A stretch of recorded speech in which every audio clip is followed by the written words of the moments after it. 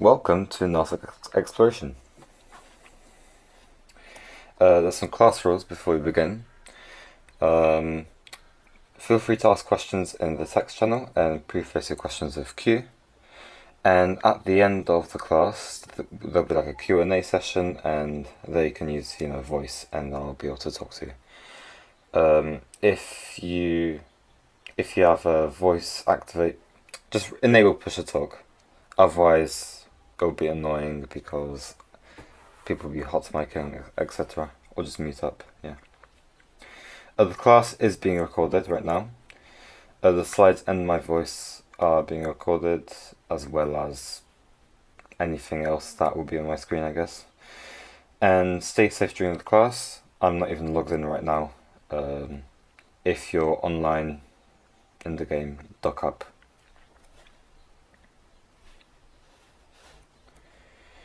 So, we won't see in this class we won't see basic concepts, wormhole stuff, unsafe hacking sites or non-hacking sites in this class. So most of the things in the introduction to exploration class we will not be seeing in here. This is mostly because it's a hassle to go through all of it, and there's quite a bit in the basics, and yeah. Cloaking up is also probably fine, just make sure you don't get decloaked. And yeah, of course we're not going over low sec or high sec either, because let's be real, who even wants to know about those? Okay, overview. Why should you try Nullsec? What do you need? How to get in? Surviving? Soft upgrades? Weather? General tips and tricks? And getting out. And at the end we'll have a Q&A where you can talk to me and I can talk back to you. And I would like to mention that if you have a question about anything that I've covered in the class, if there's anything I'm not conveying properly, please ask a question about it. Please ask. I'd feel much better if you came away knowing what's going on, rather than not fully understanding something. So please ask if you have a question. There's absolutely no problem. So why should you try Nullsec? There's much less explorer competition in high sec and much less hunters in low sec. This is mostly because there's more Nullsec systems in low sec, so less people spread over more space. They have the highest paying site alongside wormhole space. They have a higher chance of hitting a data relic site than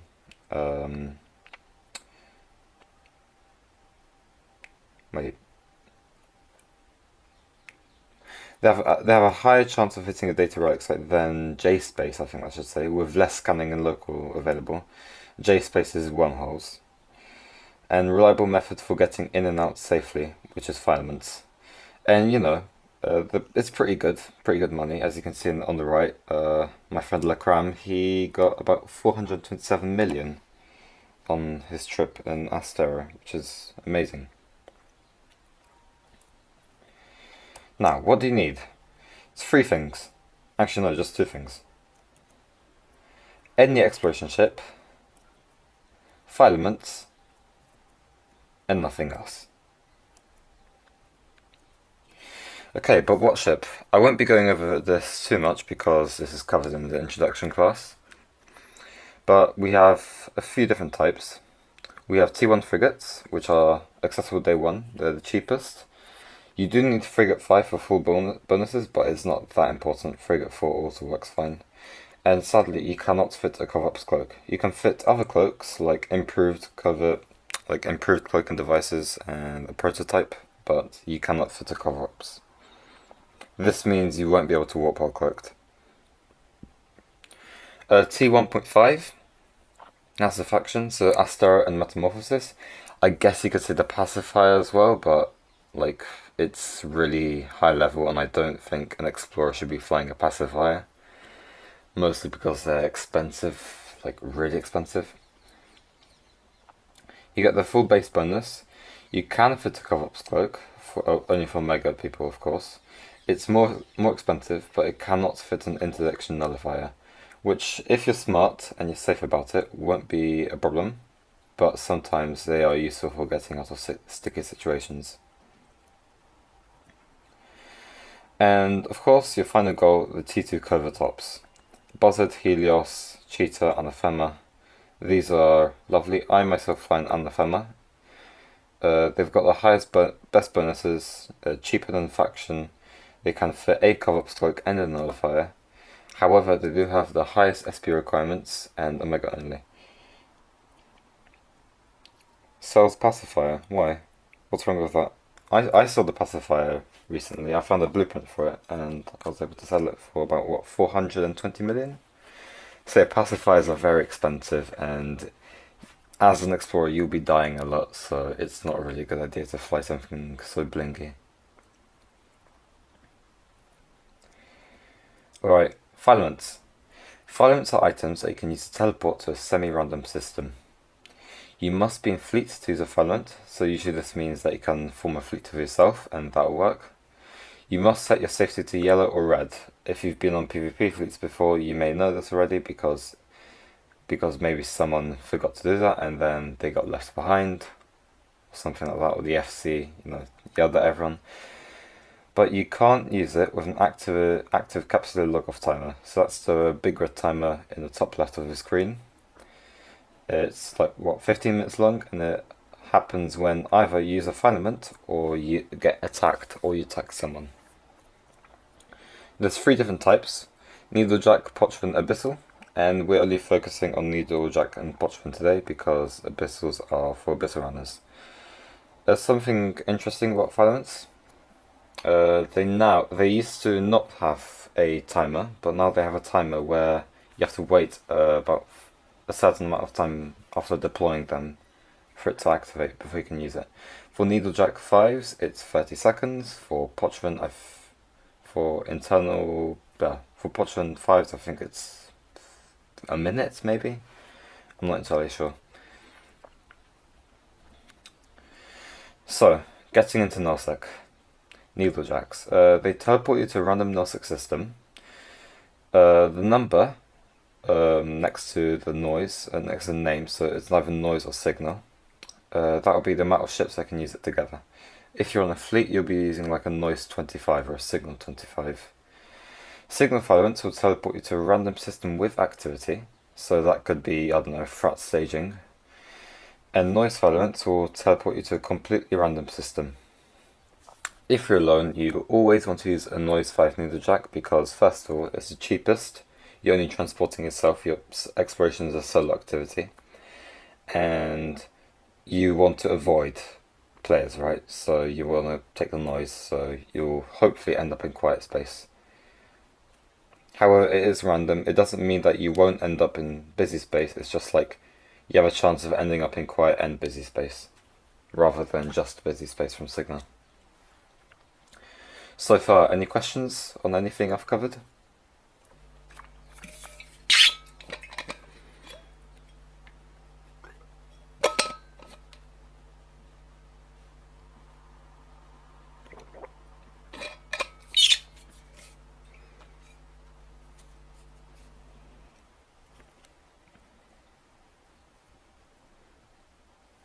Alright, cool. Also, let me know if I'm going too fast. I can slow down a little. So, surviving in Nullsec. So the differences with high-sec and low-sec are this. So you've got any neutral ship will try to shoot you. Anything on dscan is potentially a threat. There's no Concord to save you. There's no gate turrets to save you. You're alone, and everything wants to kill you. Bubbles. They can be anchored or deployed by an interdictor or a heavy interdiction cruiser. So once you're in a bubble, they prevent warp from inside the bubble. You cannot warp out unless you have a nullifier. And they also stop your warp at the edge of the bubble if it's in your trajectory and it's like more or less 500 kilometers from destination. So essentially, if you're warping from a Stargate to another Stargate, and along the path was a bubble, and the bubble was about 500 kilometers from the Stargate you're trying to get to, you'll be stopped. And that's a bit dangerous because then they can potentially murder you, which is not fun. Sov and Intel. So blocks and small alliances, they have their home in Nullsec, and they'll be vigilant of foreigners. And they have their own private gates for shortcuts. So if you're Nullsec and someone sees you, they'll probably have like an intel channel for the corporation where they're like, oh, there's an Astero in 1DQ, and watch out for him. Maybe try get him if you have the chance, you know. So people will know about you, and you have to be careful of that fact. So just always stay vigilant, be careful. And yeah, you get a lot more smart bombers for gate camps, and like just regular bombs, capital ships, even special structures. So yeah, you just want to be careful. In system safety, so local chat is possibly the best intel tool, because it tells you who's in local. If local is empty, there's no one in there and you're safe. You don't even have to spam dscan. It's best not to type in local. Like if you do want to relay a message, then you can directly chat with the person you're trying to talk to. Last time, some hunter warped in on my site and I moaned about him stealing my site for me, or putting up a bubble. It was just a bit annoying, so I just DM'd him instead of putting in local, because if you put it in local, people know who you are, and we don't want that. Always be cloaked if you can. This applies for Omega people, right? For Omega clones. However, if you're an Alpha, it doesn't really apply to you because you can't fly cloaks anyway. A little backstory for me. I used to explore for a year as an Alpha clone in order to get enough money to make myself an Omega. I did get some help in the end, but I was able to get about 2,100 plex from exploration, Alpha exploration. So it's definitely possible as an Alpha clone. And sure, cloaking does help, but it's not that big of a deal if you can't cloak. Just you have to be a little more careful. I did lose like 30 ships, but I flew ships that are worth less than I think they were worth less than 2 million, and I often brought back about 500 million, 400 million. So it was a very, very good return of ROI, return of investment.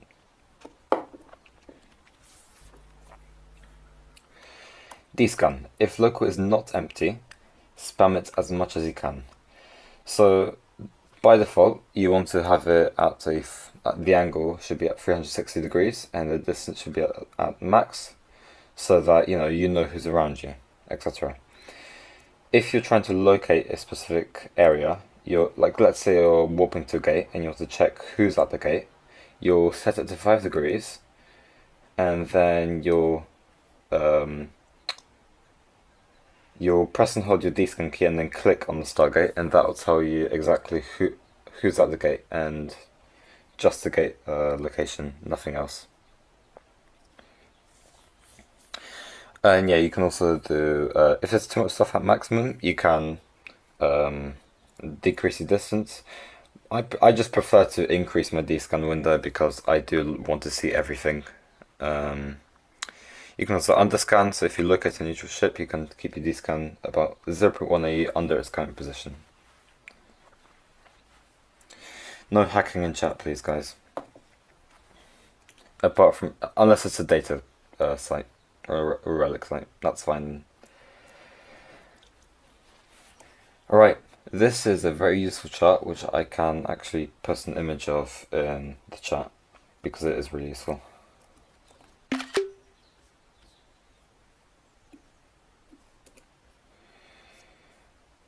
I recommend saving this because it's just really nice. So safe. Shuttles, haulers, minus pods.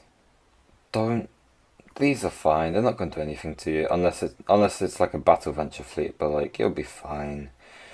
If you have PvE ships or explorers, so Ishtar, Vexers, Geelers, Golems, Paladins, these are exploration ships, ratting ships. Keep an eye on them, but you're probably fine. And risky, so if you see interceptors, interdictors, armor assault frigates, or probes, then you do want to start being careful, because like no one wants to see an interdictor or an interceptor. Interdictors are commonly hunters, so yeah. If you want to run now, if you see an Astero, a T3 destroyer, a T3 cruiser, so that's like a Loki, stealth bombers or combat probes. Yeah, if you see combat probes, just get out of system. Or cloak up. But you have to be really careful if you see any of the ones on the far right. But do keep in mind, all ships are potentially dangerous. I once had 2 golems warp in on me. I mean, they couldn't do anything because I warped out, but they did try. So everything is potentially out there to kill you. Yeah, capsules can be cloaky eyes, or just eyes in general. So they could be watching gates, looking who goes through, and then be like, hey, Loki, this Portal Explorer just came through the gate, go get him. And then suddenly a Loki warps in on you and you're dead.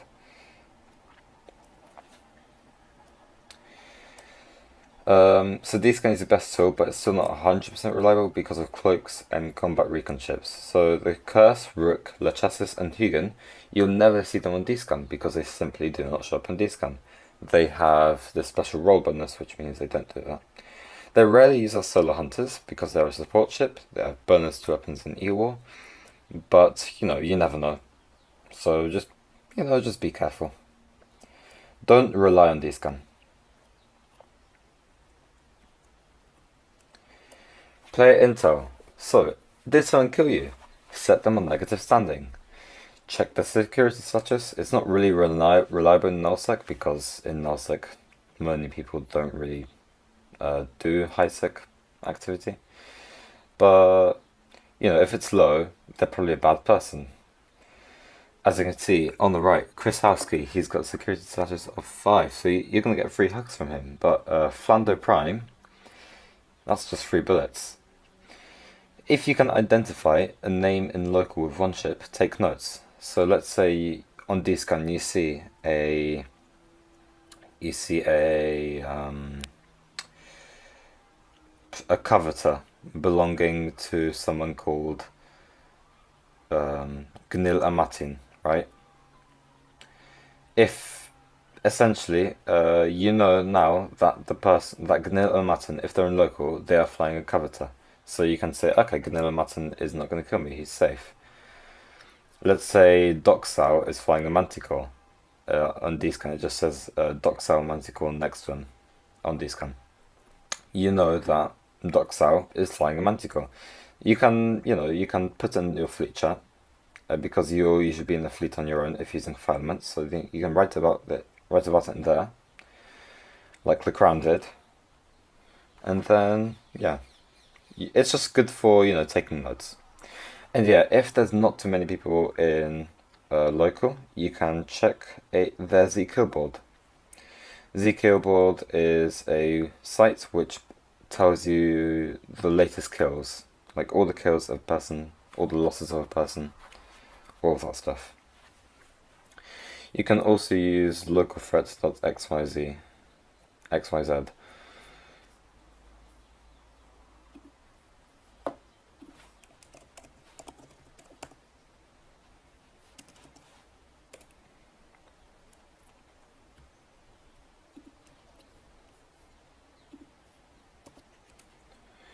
This is a good site. What you have to do is essentially copy paste local, so control A and then control C, and then copy paste that into local threat into the website, and then it essentially tells you like intel on all the people in that system.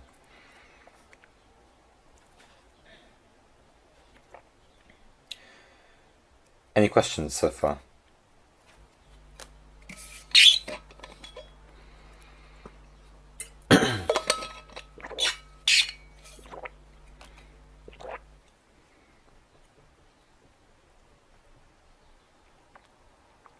I see Larry has been typing for a while, so I'll just wait for you.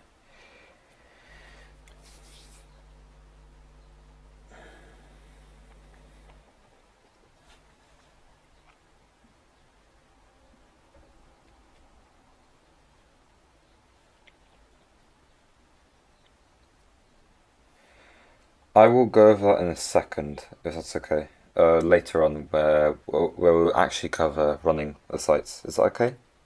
Alright, cool. I won't forget your question. So, surviving 0.0. Yeah, if you check some Zcode board and it looks all red, you're safe, right? If it's green and there's a lot of solo kills, run. However, if it's green and it's like 100 plus on every kill, that means they've been in fleets with more than 100 people, you're probably also safe because they're a person who's used to blobbing. They're not used to actually having to fight someone with a brain. They're told to lock up a person, press F1 and call it a day. That's what they do. So, watch out for solo kills. That's what you want to look out for. So, when you're warping and gating, don't blind warp anywhere, always descan first, especially gates and exploration sites. If you're bouncing for a safe, don't warp to assist at 0, do it at range. So, I do it at 70 kilometers, there's a reason for this. If you do it at 0, then, you know, most people also do it at 0. Sometimes let me do it at 100. And so then, if you do it at 100, and if they also do it at 100, then you're also cooked. So if you do it at 70, it's like a sweet spot because most people warp to 0, maybe 1 or 2 people warp to 100, and then if that happens, you're like still 30 kilometers off, and then you can warp again. So, yeah, so you'll be good. Planets are mostly safe. Careful of skyhooks. I think rats, yeah, there's usually like some rats orbiting planets sometimes. Sun, only for a quick bounce, don't ever stay there. Like, it's just, you know, a celestial that's present in every system. It's always there, so you never want to stay in the sun for too long. Moons, they can have player-owned structures with turrets. I recently lost an anathema to a player-owned structure because I didn't know that the turrets have a range that's greater than 120 kilometers. They have a really high range, so and they will insta kill you. So be very careful. Warp disrupt probes. No, I wasn't cloaked actually. I was being a bit stupid. I should have cloaked, but I didn't.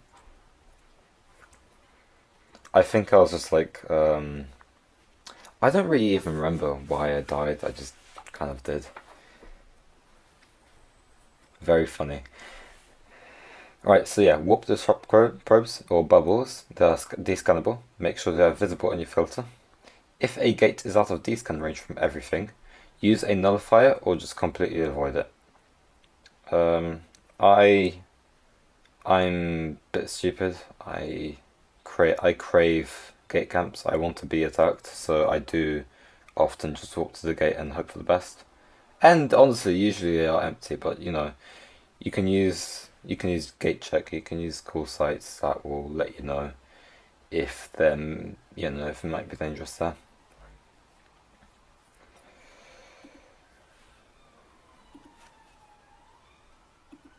Oh, and Coral beat me to it. Thanks. I was about to post it. And yeah, gate to gate jumps are dangerous. If you can't descan it, try to bounce somewhere else. So often what I do is when I'm about to leave a system, instead of warping straight to a gate, I warp to a planet that's very close to the gate. And then I descan the gate from that planet using, you know, like a 5-degree angle and very short range so I don't overshoot it or catch anything that's not on the gate. And then once I see that it's empty, then I just walk to the gate and jump through. And yes, as like Coral said, for gate check, EVE University does have corp credit. If you log in with your character that's in a uni, you'll get the premium access for free. This is why I have this character in EVE Uni, so that I can get free gate check. Otherwise, I probably wouldn't have any characters in here at all.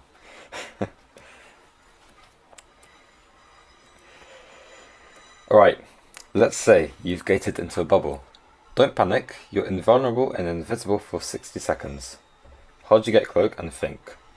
Don't immediately start trying to burn off, just think about, look around, think about what to do. So, what to do depends on a lot of factors. What enemy ships are camping? Can you resist the first, like the Alpha Strike? Do you have an interceptor? Can they web? How far off the gate did you spawn? How far is the edge of the bubble? Do you have a nullifier, a cloak, a warp core stabilizer? Generally, you have two options. You can burn back to the gate, cloaked or with your micro warp drive, jump to the origin system and warp to a safe. This works very often. Essentially, since you're in an exploration ship, you are very, very fast. A T1 probe, if fit correctly, can go about 3,000 kilometers per second with the correct navigation skills, which is, very fast. And oh yeah, of course, if they try to shoot you, if they aggress, they cannot take the gate you burn back to. So burning back to the gate is often a very decent option. However, let's say you're very far from the gate, and let's say they have web fires and scrams, so you'll be a sitting duck. In that case, if you're close to the edge of the bubble, you want to align to the celestial in the direction of the closest bubble edge with your cloak or micro warp drive and try to warp off. And it's possible. I have evaded gate camps in a probe where I jump in. There's a saber or a flycatcher sitting there, and for some reason they're not using their brain correctly, so I'm able to just align out really quickly and jump out. And it did work 75% of the time.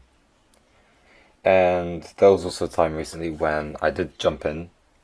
There was like an entire enemy fleet, like 20 ships maybe. I knew I wasn't surviving trying to get to the edge of the bubble, especially, since aligning does take some time.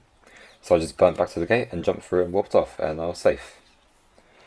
So yeah, it's possible to survive gate camps even if you don't have a cloak or a nullifier. Yeah, so you're good. Alright, after you've evaded your gate camp, where do you go next? So the safest place to warp to a safe, wait for a timer and yeet again using a filament, which is a bit boring.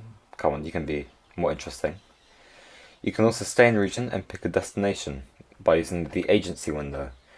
I think the agency window is covered in the exploration class because it's such a useful tool. It tells you how many cosmic signatures there are in systems around you. You can also use the in-game map for finding how many pilots are in space around you, and then using that you can find low populated systems. You can also use an external map like .lan or evi for better orientation and data. I assume that Coral was already trying to post links for those, so I'll just wait. .lan is good because they show you NPC delta, so that's the change in NPC kills in the last hour, I think. They also show you kills in the last hour, jumps in the last hour, and pirate NPC factions. I myself don't use .lan or evi, so I'm not really too qualified to talk about them. I literally just use the agency window and the in-game map.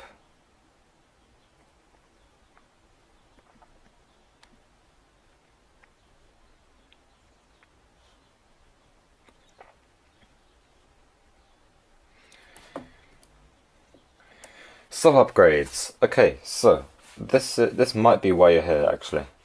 I wouldn't be surprised if this is the sole reason why you're here. Software upgrades are they have now got new exploration upgrades. Not entirely new. They came out like what, a month now, 2 months ago maybe. But the Legion expansion, they introduced sovereignty upgrades for exploration, and system owners may now install site detection upgrades. So you've got the 1, the 2, and the 3. The 1 is a few pretty weak. Only picks up a few undetected relic and data signatures, but 3 picks up, a lot, and they'll usually pick up just like level 3s and level 4s, so you want to find systems with level 3s.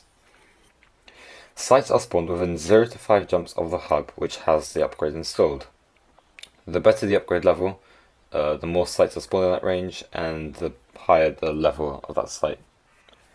So yeah. They spawn detected sites. They are no different to a normal site, at least I think so. I am doing some research on this right now, so when I do find out, I will be editing this. But there is a theory that they have slightly better loot. Right, I'm not sure about this, so I'm experimenting. So yeah, if you do find a detected site, it's a good idea to bookmark the system, as it means there is a good chance of more sites being in nearby systems. I'm a perfectionist, and instead of bookmarking the system, I go to the Sovereignty Hub. I hack the Sovereignty Hub with a data analyzer, because you can do that now. And once you hack it, it gives you a list of what upgrades it has installed. And essentially, if you see Exploration Upgrade 3 on that list, then you know, okay, this Sovereignty upgrade has an Exploration upgrade installed in this system, and then you can bookmark the correct system. That's because I'm just, a perfectionist. And I like doing the things that way. But it also does take a while to pinpoint it sometimes.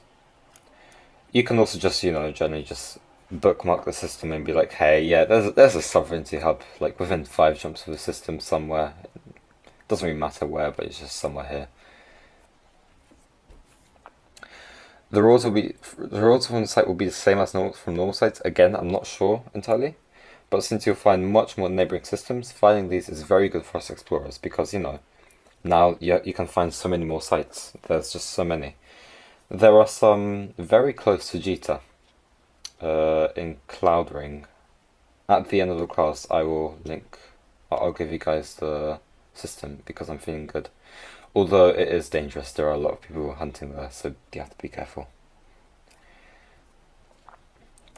Escalations. Oh my god, I've been hunting for the data escalation for ages, and I haven't gotten it yet. So, if you complete enough detected sites, you may get an escalation. I've been completely unlucky. I somehow did get the relic escalation twice, but I haven't gotten the important one, the data escalation, at all. Because the data escalation actually includes blueprint copies for the Xerasia storyline modules, ancillary shield boosters and armor repairers, that stuff, the new wedge implant set, and the triplot scan acquisition array. Yeah, I've been blacklisted. They won't give me the escalation. Raven and Coral, they have been following me along my journey. They know how unlucky I've been. I've done so many sites. It's horrendous. So I wouldn't. I mean, look, if you're insane like me, you might want to spend ages hacking enough data sites in order to find this escalation and possibly get some very, very expensive BPCs that you can sell, because they do sell for a lot. So yeah, the rules are great, and if you can do it, but don't do what I do. Don't spend your entire time trying to get this. Yeah, free carbon. Yeah, sounds about right. The tripod scan acquisition array currently it went for about 300 to 500 million. Now I think it goes for about 200 million or 120. I'm not entirely sure. I have to check. I think there may be now some Xerasia modules in Jita. I haven't checked that. Any questions?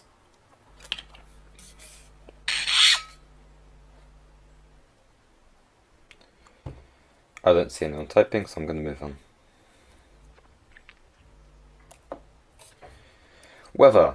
So I'm going to spend a short amount of time on this, because we don't really need to know too much about it, but we've got metaliminal storms in Nullsec. They're roaming environmental effects that slowly move around in Nullsec space, applying bonuses and penalties to all the ships in the affected systems. There's 4 types of storms, but we only care about electrical. Each storm is centered on a specific system. All systems within 1 jump of the center will be a core system. In core systems, the effects are stronger. In systems that are 2 to 3 jumps per center, or they are known as periphery systems, the effects on your ship will be weaker. You can find them using the map.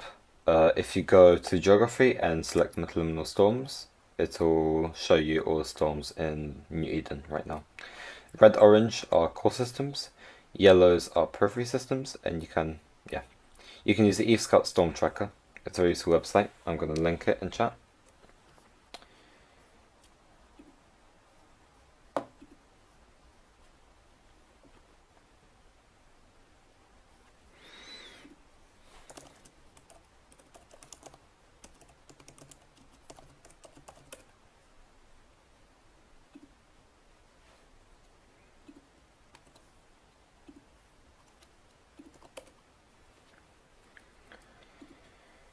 You don't need to know about this too much, but you'll see why I'm mentioning it in a second.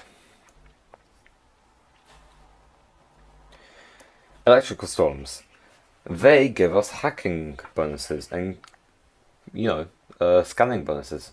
They give us extra coherence in hacking, so that's health, and you can scan faster, and extra relic sites are spawned in the core systems, in the strong systems, right?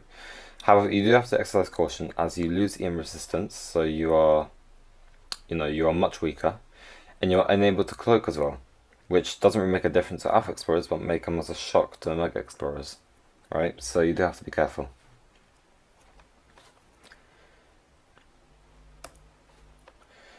Exploration tips. So, difficulty and loot. There are 3 variables that affect the loot table of Khan: the site type, the hacking difficulty, and pirate faction. So, relic sites are generally more valuable than data sites. This is very true because I can, for instance, do 4 data sites and maybe get 40 million, or I can do 4 relic sites and maybe get more than 100 million. This is very often the case for me. So I often skip data sites altogether, apart from when I'm hunting for the escalation, but I'm not going to go through that again.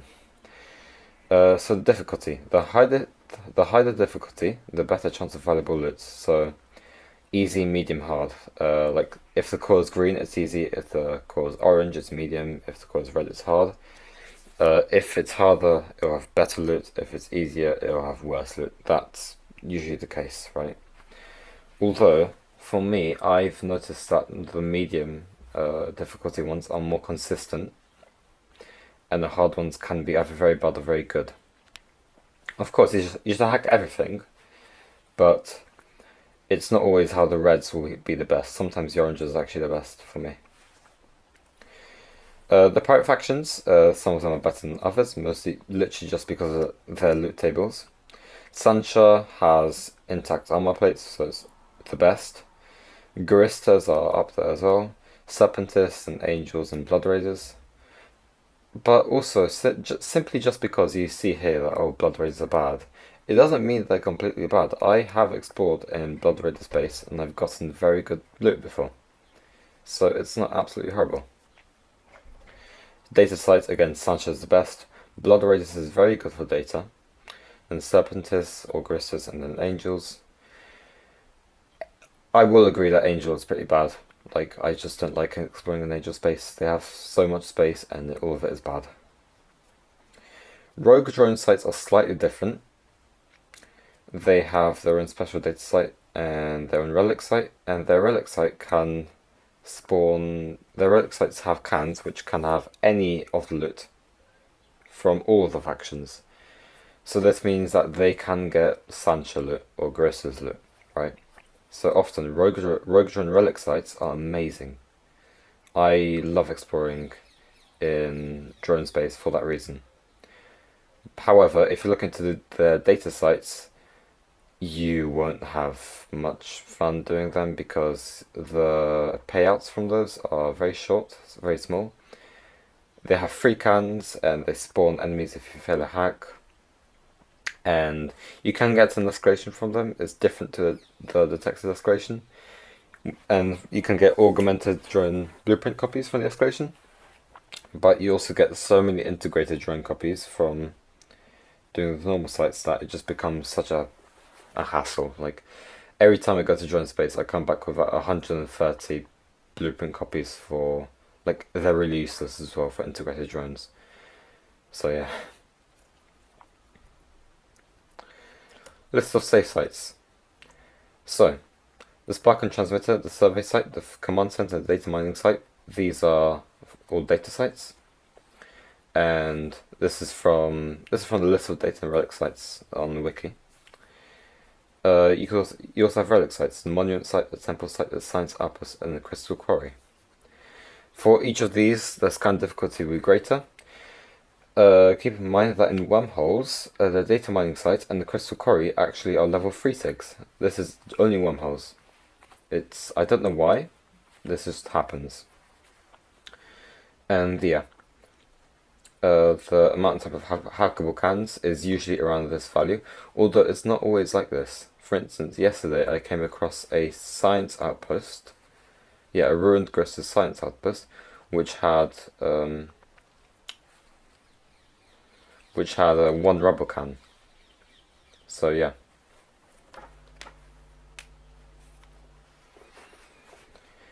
Yeah, if it's a central, then it'll be a data site. If it's a ruined, it'll be a relic site.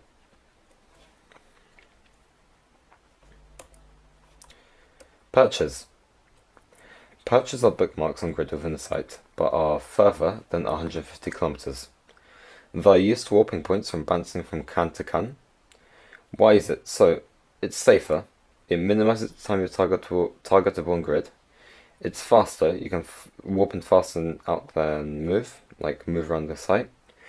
It reduces your micro-object views, so you avoid overshooting and blooming your signature radius, and you can also optimize can order.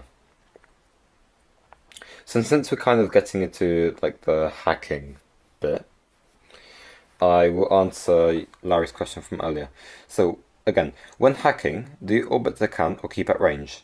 When someone shows up while hacking, do you instantly click warp, or better try to run away with micro-object first and then warp out? So if you have a perch, then what you can do is every time someone shows up, you can warp to your perch and cloak up on the perch.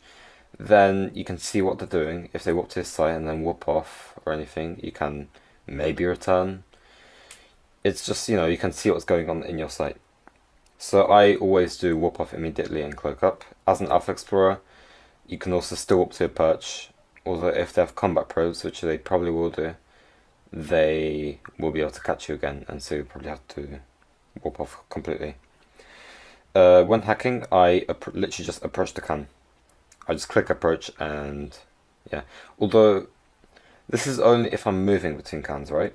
If I'm using perches and bouncing around, then I don't actually have to approach, because I can just walk to the can and I just land within 2,500 kilometers and just stay still. Sorry, 2,500 meters. And I just stay still, so I don't have to approach, I don't have to orbit, I don't have to keep range. I stay still and I'm able to then warp out after. So, yeah. Does that answer your question?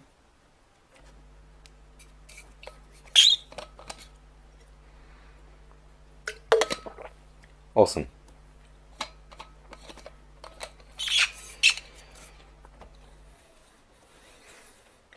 The best way to create a perch is during the initial warp to the site. You want to start warping to the destination, click Ctrl B to create a new bookmark, and you can name it if you want. I usually name it perch or P, and then hover the submit button with the mouse. Then you watch the distance indicator of your capacitor. When the distance is around or below 10,000 kilometers, click on submit. I usually submit when it's under 7,000 or 8,000, because I do want to have a good perch. 10,000 you might sometimes be off grid, sometimes, very rarely.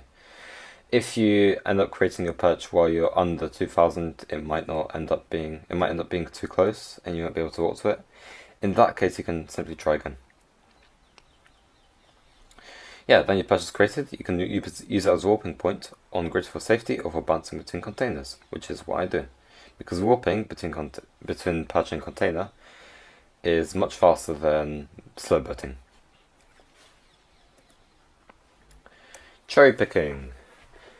Hacking only the most valuable cans and leaving the rest. For this, you need a cargo scanner module. You tag the low value cans. You can do this if you're in a fleet. I think you right click on the can and there should be some sort of option to tag. I've never done it before, so I wouldn't know exactly because I don't cherry pick. But it's good because you save time and you also delay other explorers. However, it is also very annoying for other explorers, and a negative of doing so is that since you're leaving sites, you're not letting new sites spawn, so you're also depriving yourself of more sites. If you do finish the site, then it will despawn and a new site of the same type will spawn in the same region. So by doing this, you are kind of depriving yourself of more sites.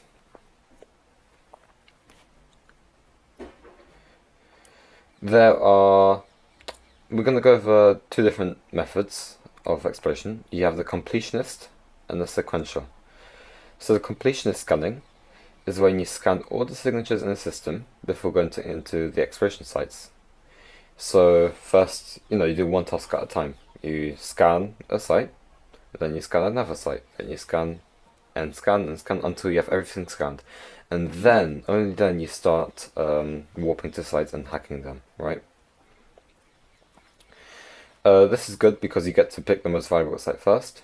You can have dedicated scanner hackers fits, so you can bring a mobile depot and refit from a scanning fit and into like a hacking fit. It also maximizes time spent in system with empty hands, which is not great because you're often waiting for a scan to finish. And if you're in EVE University, I assume your scans are somewhat between 6 seconds and 10 seconds. Unless you've immediately put all your skill points into exploration, which I doubt. You also have sequential scanning. Scan signatures until you find an exploration site. Hack it and then scan the next one. So this alternates scanning and hacking. A multi-purpose fit is needed. It minimizes the time spent in the system with empty hands, which is good. But you can't pick a specific site. So you scan and then hack, and then scan and then hack, etc. However, I don't do any of these. I prefer to multitask.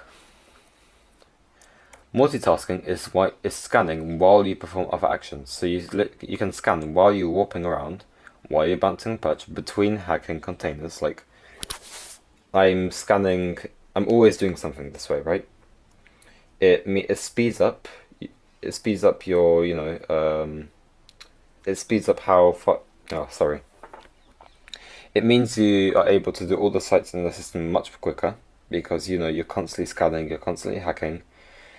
Often I scan faster than I hack, so before I've done 2 sites, maybe I've scanned every single signature in the system, which is then good because I only have to hack, which is perfect, and I didn't have to wait to scan everything down. Like, I already started hacking the moment I found my first site.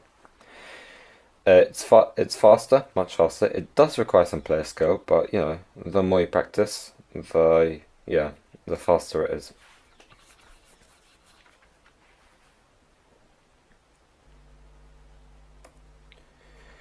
Multitasking demo. Okay, so Lakram Sari, the person who made this class originally, made an amazing video. Every time I rewatch this, I'm astounded by how quick he is.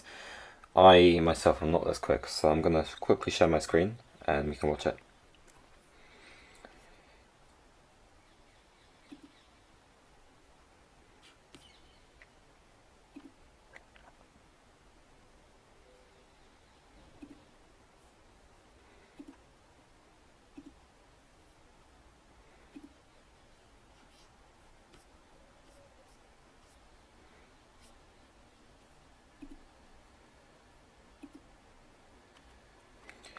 Okay, can you see the screen? It's a YouTube video.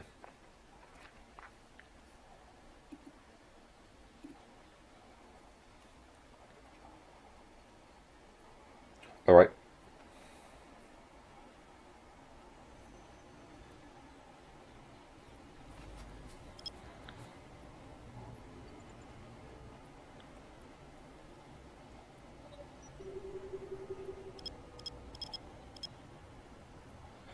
So he's scanning while walking right now.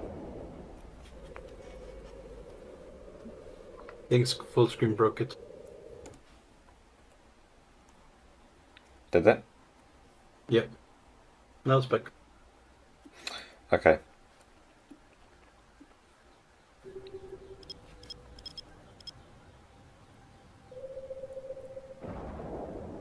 Yeah, I think it was full screen because it usually opens a different window. I forgot it does that. It's fine.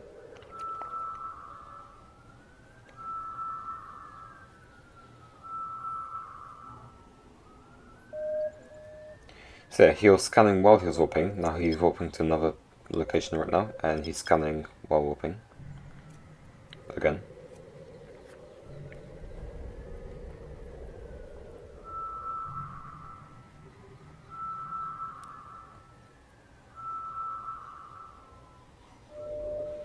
He's identified the site now. He knows it's a relic site. It looks like it's a level 3. Although I might be mistaken.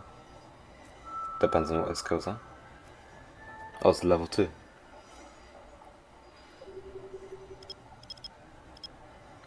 Now he's warping to the site, and while warping to the site, he's scanning the next thing. He's also prepared to create his patch bookmark. Top left, as you can see. He's watching the distance indicator above the capacitor underneath the warp drive active, and he created the perch before. Now he's warping to his perch, and also scanning in the meantime. As you can see, he's constantly doing something, right? He's always busy, and it means he's just so fast. Now he's chosen a can to warp to. He's warping to the can. In the meantime, again, he's scanning more.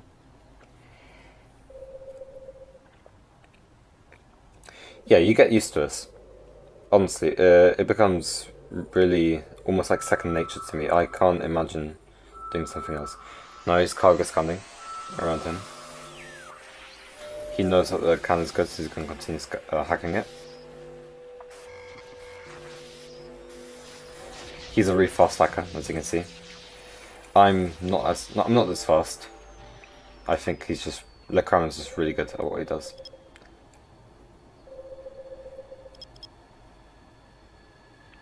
Damn it. I already do it. Yeah, he is. Lekram is absolutely a Chad. He made this class in the first place. I just modified it slightly to add new things, but I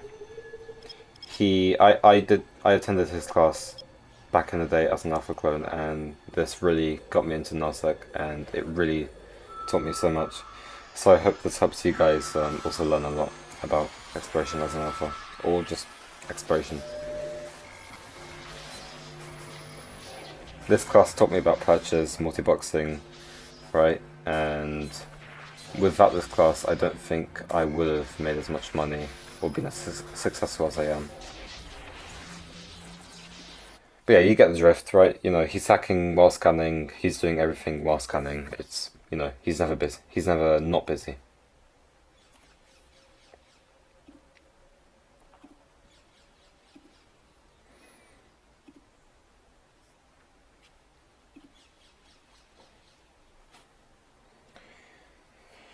Lekram is a very cool guy.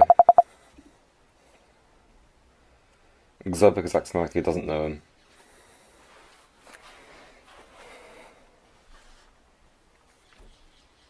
I thought you left uni. Anyway. Getting out of Nullsec. Once you're exploring, you want to get back to HighSec. So, there's like about 3 ways. Jumping gates, finding wormhole, or filamenting to Pochven. There's a good chance that filamenting to Pochven is the only reason you're here for this class. So, jumping gates is very time consuming. It's highly dangerous, especially on Nullsec to Nullsec connections. Lots of gate camps and stuff, you know, you don't want to gate. Finding wormhole, it can also be potentially very time consuming, requires a lot of extra scanning, and you know, there's dangers of J-space. Although I did have a wormhole yesterday, and I was able to just, you know, I mean, I entered Null through a wormhole and came back home through a wormhole. I live in the wormhole, so it was perfect for me. And of course, you can filament to Pochven. Oh, Hardcore is saying you can be even faster. You can use the number keys on your KB to shortcut the hacking bugs. I did not know that on your keyboard. I'm going to test that out because it looks fun. Pochven. Pochven is a special triangle-shaped region of space controlled by the Triangle People. Pochven systems only have gates towards other Pochven systems. There's three constellations: Veles, Perron, and Svarog. System classification: you've got home systems, then border systems, and internal systems. You never need to go to home systems, honestly. So you don't really need standings of trig at all. Uh-oh, stream dead. Is it?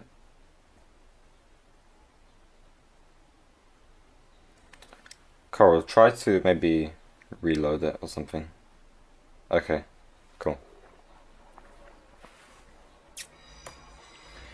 This is the map of Pochven. You got Perron, Veles, and Svarog. As you can see, this shows us which systems are internal, border, and home. So Pochven has 3 home systems, and then you've also got a bunch of internal systems and a bunch of border systems.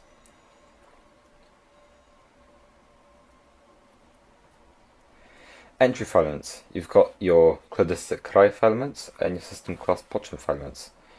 So, the Cry filaments, they take you to specific faction in Pochven. So the Cry Perron, Cry Veles, Cry Svarog, they'll take you to like each like corner. So they'll take you to the blue or green or orange, like any system in that like area, right? The system class Pochven filaments, so that's border, internal, home. They'll take you to any systems in those in these brackets. So an internal filament can take you here, here, here, here, here, here. So Nani, Skarkon, Ravaros, Kuhara, lots of systems here. Border systems, border filaments, they'll take you to Sekenta, Awasaras, Otanuomi, Urinchichi. I'm pronouncing these wrong. Doesn't matter. But you get the point. These are for entering Pochven, right? These are very cheap on the market. I know that internals go for about like what 60,000 right now, and I don't know about Cry because I don't really care about Cry. As an explorer, you'll only ever be using border or internal.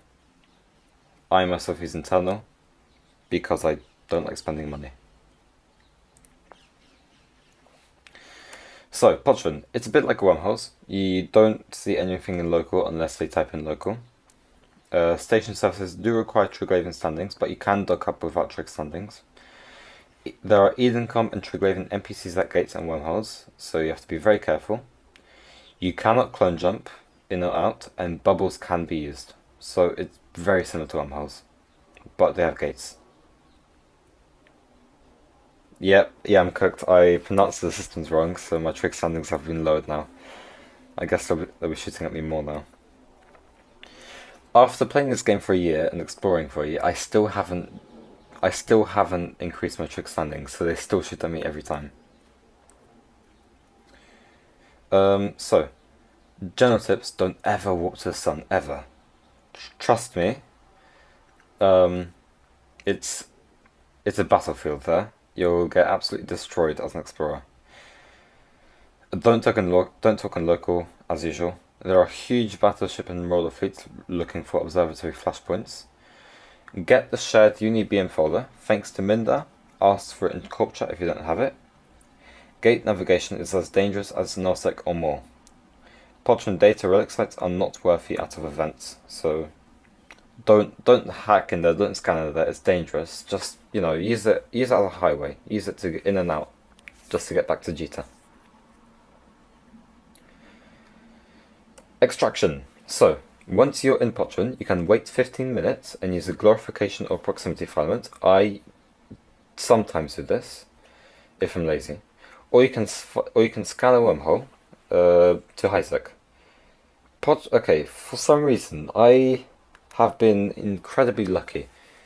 I think 99% of the time, so every single time apart from once, I've always been able to scan down a wormhole to a Jita system. Like, I always end up within like 5 jumps of a Jita. It's insane how lucky I've been.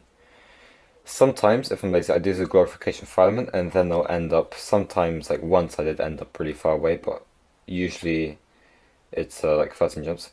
But Raven, it is luck because I use internal filaments, so I'm often like really far from Jita. So I have been lucky, I think.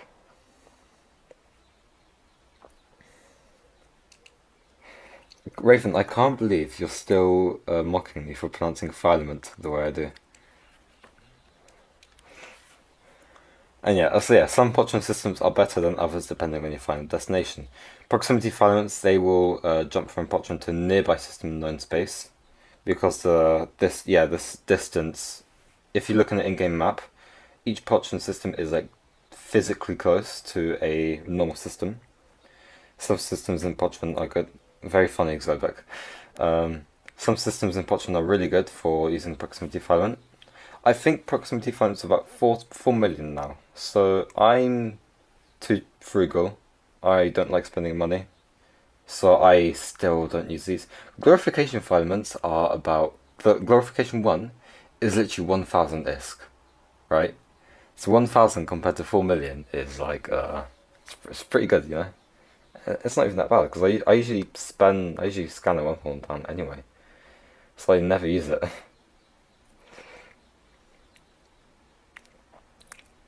I'm not banning everyone. Right, Pochven. Nth Dimensional made a spreadsheet tool based on the Pochven entry manual. I'll link it now.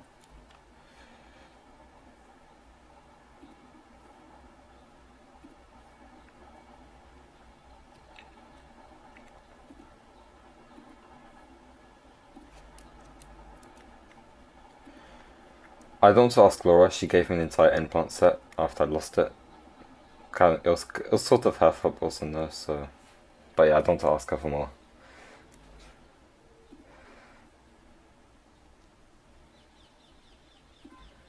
Absolutely, she's too good for us.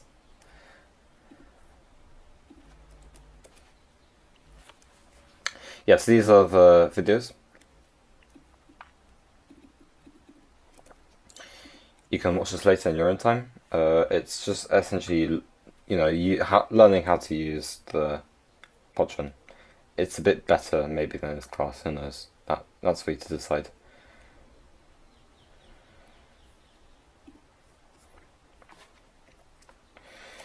So, this is the table. I will put a screenshot of this in chat so you can save this.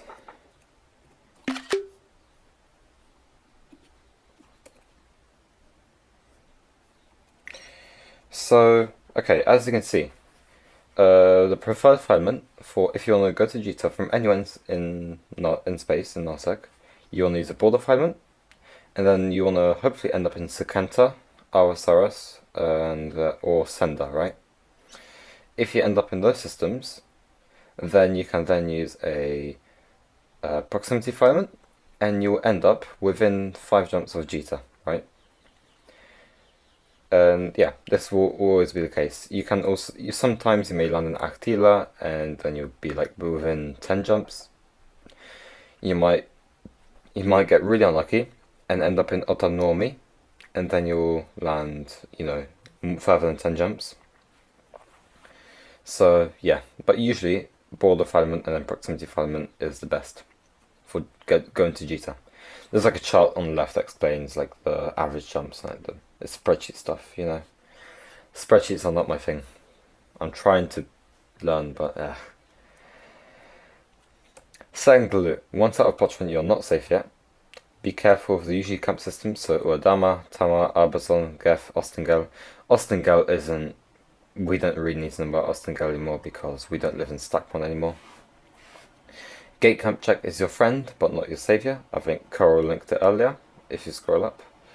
Sometimes the trip is not worth the risk, so sometimes dock your ship on the station and move it like when it's quieter, right? Is the GT route too spicy? Sell it at a different trade hub. So if, let's say, you're in the Mars base and you don't want to go through Arbizon, just go to a Mars, sell it in the Mars, and then figure out how to get home later. You can also go to Ren's, to Lixie, and Heck. These are all good trade hubs. Recap. Steps to explore in Nullsec. Ship and filaments. Noise filaments in Nullsec. Be careful. Find content using the agency. Optimize exploration with perches and multitasking. Bookmark systems with detected sites. Entry filament to Pochven's loot.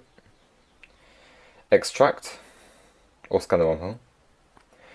Plan your route home, go to the trade hub carefully. And enjoy your ISK. That's it. That's exploration in a nutshell. Thank you for joining my class. If you have any questions, please ask them. I'll be very glad if you told me how you feel about the class, and I'll be happy to answer any questions you have. You can use the microphone for the team. You don't have to type in chat. So yeah. So yeah, any questions?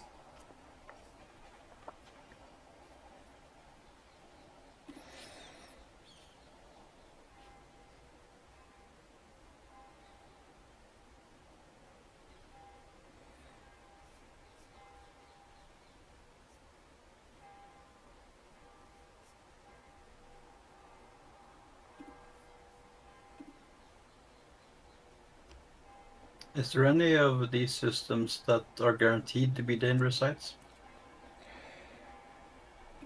Guaranteed to be dangerous?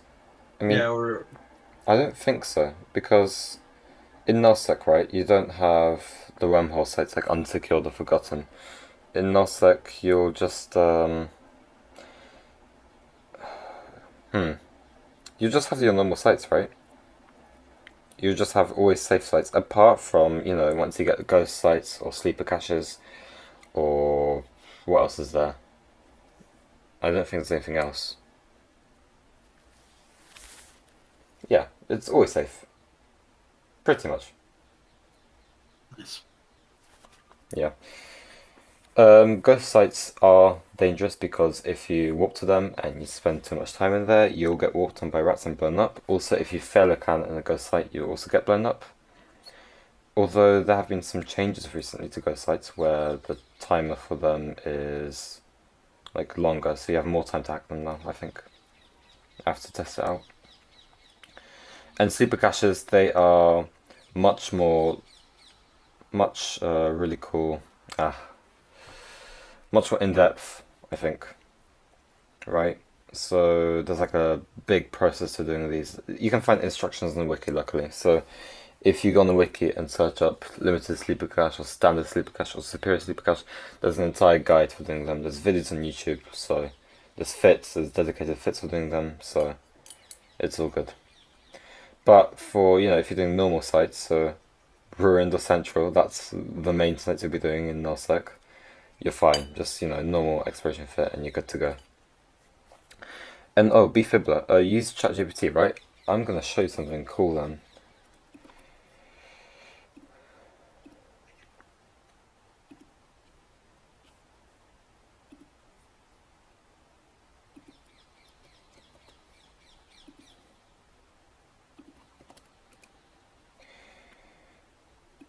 EveOS is a really cool tool for EVE Online, and they have just so much in there. One of their features is an AI chat. So an Eve chat assistant which is dedicated for EVE Online. So it's probably a bit better than ChatGPT since it's better informed, right? So yeah. Have fun. Yeah, EveOS is in general a really good website. Like, not just for the chat function, there's so much on there, well, especially for wormholes and stuff. But yeah.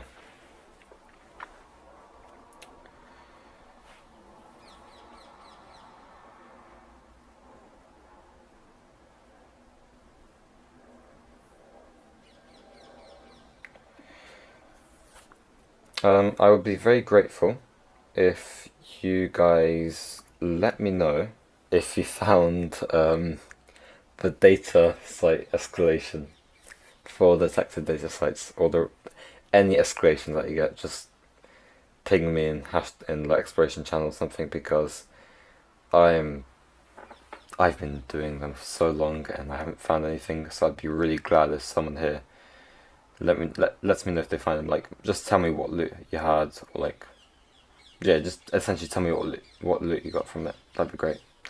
And that's basically just another site you get a link from it, or Sorry, what do you mean? how do you recognize that escalation thing? Oh, so once you finish a detected site, you'll get like a window, like a pop-up window that shows up. I wonder if I can find a screenshot I took of it once. So the relic one is called Emergent Ruins, and the data one is called something to do with info. I can't recall it correctly. Let me check.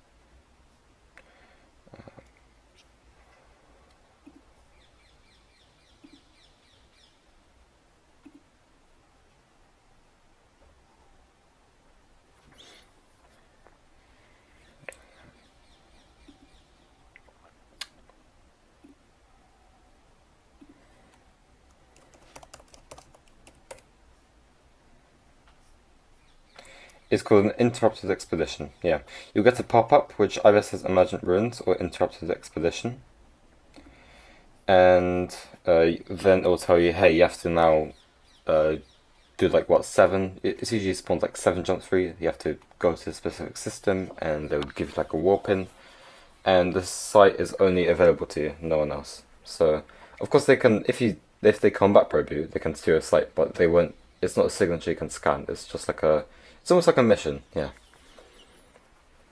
But the sites that spawn this escalation are called, like, unnamed differently. They're called like detected sites, right? Okay, so there's only certain sites that can trigger it. Yes, only certain sites. Let me see if I can find them. Here we are.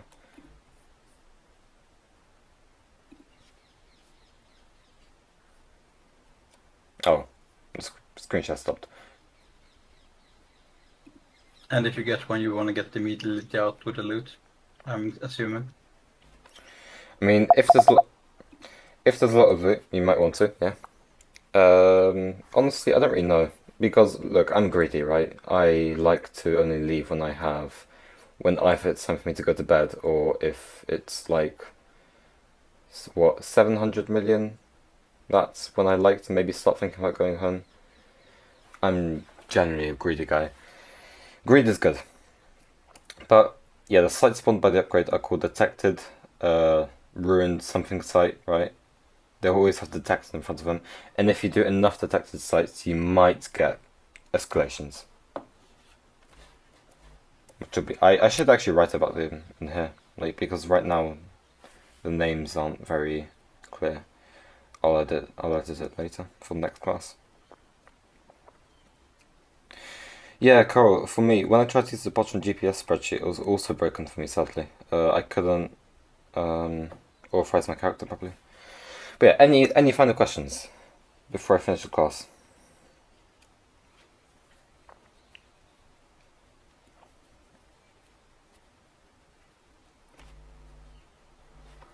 Right, thank you. Thank you everyone for coming in. If you could fill out the class feedback form, I've linked it up in chat, I'll link it again. If you could fill this in, that would be amazing, right? It tells me essentially what I need to work on. Just, feedback. Good feedback is good feedback. Thank you so much for coming, everyone, and I hope to see you out there in space somewhere. Good luck, try not to die, and yeah, I wish you the best of luck in your endeavors.